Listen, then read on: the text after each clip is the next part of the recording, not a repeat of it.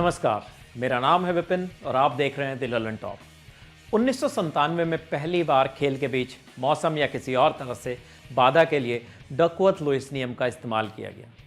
इसके बाद 1999 से आईसीसी इसे सफल मानते हुए अभी तक वनडे और टी20 क्रिकेट में इस्तेमाल किए जा रहा है।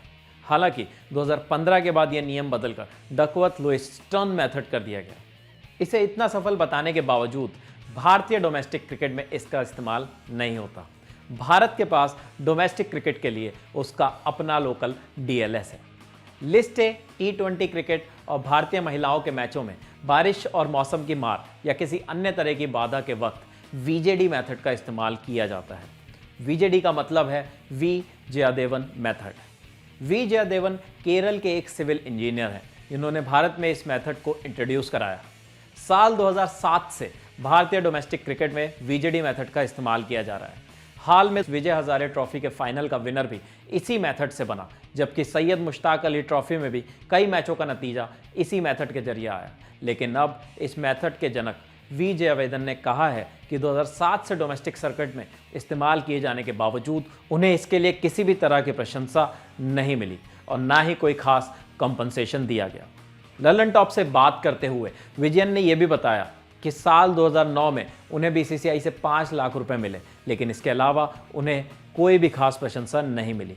अब तक बहुत से क्रिकेट फैंस ने डीएलएस यानी डकवर्थ लुईस नियम मेथड तो सुना था, लेकिन वीजेडी मेथड क्या है?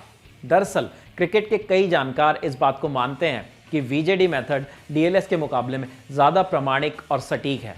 भारतीय टीम के विकेटकीपर बल्लेबाज दिनेश कार्तिक भी इसकी पैरवी कर चुके हैं।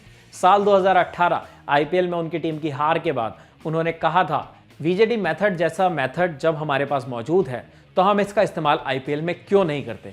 आइए अब आपको साधारण भाषा में समझाते हैं कि आखिर यह मेथड कैसे इस्तेमाल होता है और क्यों जयादेवन इसे डीएलएस से बेहतर बताते हैं। मौजूदा समय में भी डकवर्थ लुईस नियम को लेकर कई जानकार सवाल उठाते हैं और कहते हैं कि डीएलएस 260 से 270 रन के मैच का भी सही नतीजा नहीं दे पाता। वहीं क्रिकेट जानकारों का ऐसा भी मानना है कि वीजेडी 150 से लेकर 350 रनों के बीच के स्कोर पर भी सही नतीजे देने में सक्षम है। आइए जानते हैं कि ये मेथड काम कैसे करता है। वीजेडी मेथड में वनडे क्रिकेट की एक पारी के ओवरों को 7 फेज में बांटा गया है, जिसमें पहला फेज 5 ओवर का है, जिसे इस मेथड का 10% माना जाता है, जबकि दूसरा फेज 6 ओवर से 15 ओवर के बीच का है। इसके बाद 16 से 25 ओवर के बीच का भी एक फेज है। इस मेथड में इस फेज को स्थिरता के लिए माना गया है। चौथा फेज 26 से 30 ओवर के बीच का है, इसमें भी स्थिरता के लिए इसे माना जाता है, जबकि अगला फेज 31 से 40 ओवर के बीच का है, जिसमें टीमें पारी में गति पकड़ना शुरू करती हैं। ये भी 20% काउंट होता है। इसके बाद 41 से 45 ओवर के बीच के समय को गति पकड़ने का दूसरा फेज माना गया, जो इसका 10% हिस्सा बताया गया। इसके बाद फाइनल स्लॉग 46 से 50 ओवर के बीच का होता है।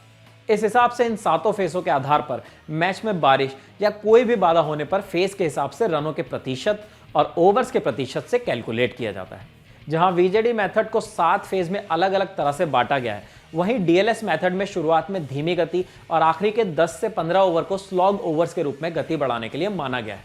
जबकि डकवर्थ लुईस को एक सिंगल कर्व पर बेस है, जबकि वीजेडी मेथड 2 अलग अलग कर्व से मापा जाता है।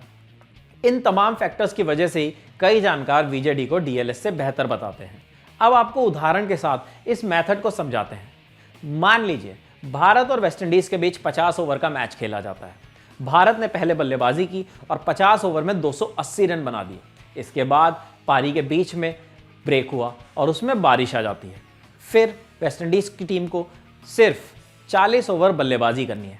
ऐसे में वीजेडी टेबल के हिसाब से 80% ओवरों में विंडीज के सामने जो स्कोर होगा वो भारत के कुल स्कोर का 87.6% होगा, यानी कि 280 रनों का 80%, जो कि हुआ 246 रन।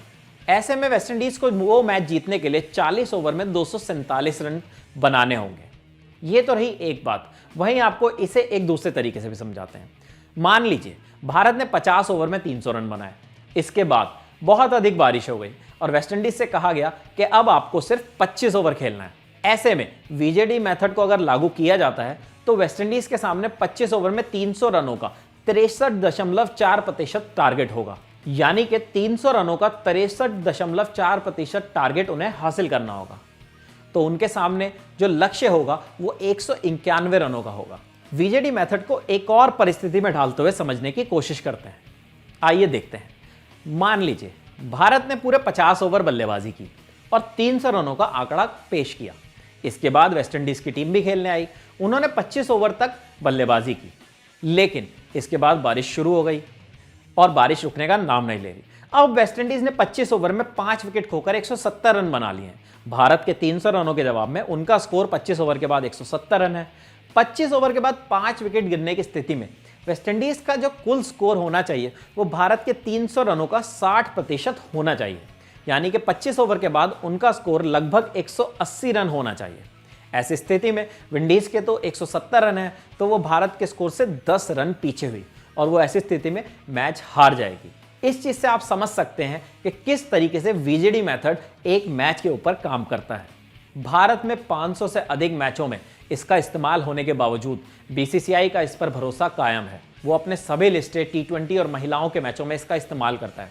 हालांकि फिर भी आईपीएल की वर्किंग कमेटी ने एक वक्त पर इसे इस्तेमाल करने से इनकार कर दिया था। आईपीएल में अब भी डकवर्थ लुईस मेथड का ही इस्तेमाल होता है। भारत में तो क्रिकेट के जानकारों के मुताबिक ये मेथड डीएलएस के मुकाबले ज़्यादा कामयाब है, लेकिन उसने कभी भी इसके लिए कोई खास पहल या कदम नहीं उठाए। अगर आपको वीजेडी मेथड के बारे में जानकारी समझ आई हो और कुछ और जानकारी हासिल करना चाहते हो तो आप हमारी वेबसाइट lallantop.com पे आकर इसके बारे में विस्तार से जानकारी हासिल कर सकते हैं। और अगर आपको हमारा ये वीडियो पसंद आया है तो आप इसे YouTube पर शेयर कीजिए और Facebook पर आपने इसे देखा है तो हमारे पेज को लाइक कीजिए। मैं हूं विपिन और कैमरे के पीछे मेरे साथ हैं रूहानी। शुक्रिया।